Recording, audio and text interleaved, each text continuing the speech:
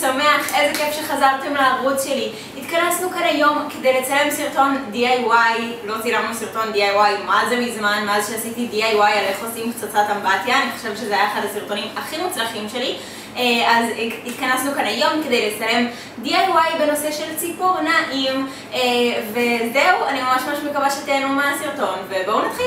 בשביל ה-DIY הזה אנחנו נצטרך כלים קטנים, צנצנות או משהו כזה, אנחנו נצטרך אצטון, אנחנו נצטרך איזשהו סוג של ספוג הכי רגיל שיש, ודברים ליצירה, אקריליקים, וושי טייפים, מספריים, מדבקות וכל מה שעושה לנו טוב על הלב. ב-DIY הזה אני נותנת בעצם שתי דוגמאות להכין את אותו דבר משתי כלים שונים שהיו לי בבית שחשבתי שיכול להיות לאנשים אחרים. אז הכלי הראשון שלנו בעצם הוא כלי של אדוויל, כדורים שנגמרו לי. אז הדבר הראשון שרציתי לעשות איתו זה לצבוע אותו בשחור. בהתחלה ניסיתי ביחד עם טוש שאמור לצבוע באקריליק, זה לא עבד כל כך טוב, אז עברתי לצבע אקריליק שלם, ובעזרת הספוגיות שלי, בעזרת חלק קטן מספוגית, אני צובעת את כל הקופסה של האדוויל, את כל הקופסה עצמה, גם את החלק התחתון וגם את המכסה, ובעצם זה הדבר הראשון שעשיתי ב-DIY, בגלל שלוקח לזה די הרבה זמן להתייבש כמו שאנחנו נראה בהמשך, ורציתי לעשות את זה ראשון כדי לתת לזה כמה שיותר זמן להתייבש עד שנמשיך את העבודה שלנו.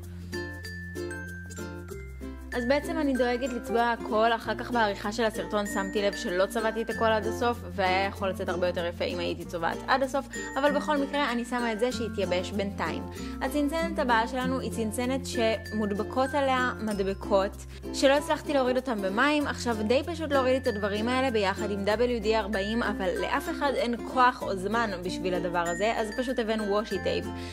בעזרת הוושי טייפ שהוא מקסים ומושלם, והוא בצבעים של שחור ולבן, כאילו מה יותר לירון מזה. אז בעצם אני עוטפת את כל הצנצנת שלי כדי שהיא תקבל לוק מהמם ומושלם, ורציתי להוסיף איזושהי מדבקה או משהו כזה. אז ביומן שלי החדש שקניתי הגיעו המון מדבקות, אז לקחתי מדבקה של לק, ואותו אני מדביקה על המכסה של הקופסה שהכנתי.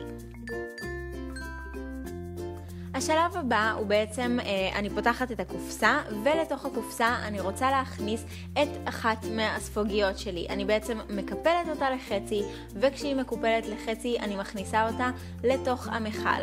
כרגע היא טיפה גבוהה מדי, אז אני לוקחת מספריים וחותכת בערך 0.5 סנטימטר מהרוחב של אותה ספוגית, ואחר כך שוב מקפלת אותה לחצי ומכניסה פנימה. רואה שהגובה של הספוגית הוא בדיוק כמו שאני רוצה שהוא יהיה, והשלב הבא הוא לשפוך פנימה אצטון, ואז בעצם אנחנו יכולים לראות שאנחנו מכניסים אצבע, מסובבים אותו בפנים, וכל הלק שלנו יורד בלי צמר גפן, ולהתחיל להסתבך עם כל הדברים האלה שמלכלכים אחר כך את כל הבית.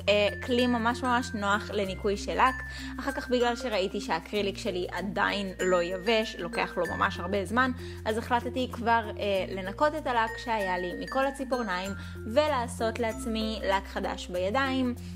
אתם מכירות אותי מהסרטונים האחרונים שלי, ואתם יודעות שאני כרגע בתקופת הפאני בני שלי, אז מה שעשיתי זה בעצם הורדתי את הלק ושמתי בדיוק את אותו לק אחר כך. זה ממש לא סרטון עם תוכן ממומן של OPI או משהו כזה, זה באמת פשוט הלק שאני אוהבת לאחרונה, אבל יש לי כבר סרטון שלם על לקים, אתם יכולות לראות שם גם לקים של חברות אחרות שאני אוהבת. השלב הבא, בגלל שהאקריליק לא התייבש לעולם, הוא פשוט לנסות לייבש אותו ביחד עם פן, וסוף סוף משהו עבד, וזה באמת התייבש.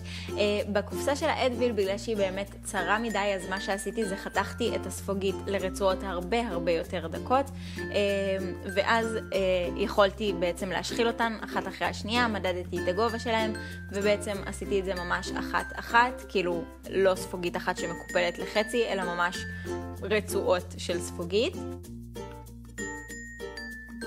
הצלחתי לדחוס אותן בתוך המעבר הצר, שהאמת הרבה יותר נוח לטווח הארוך.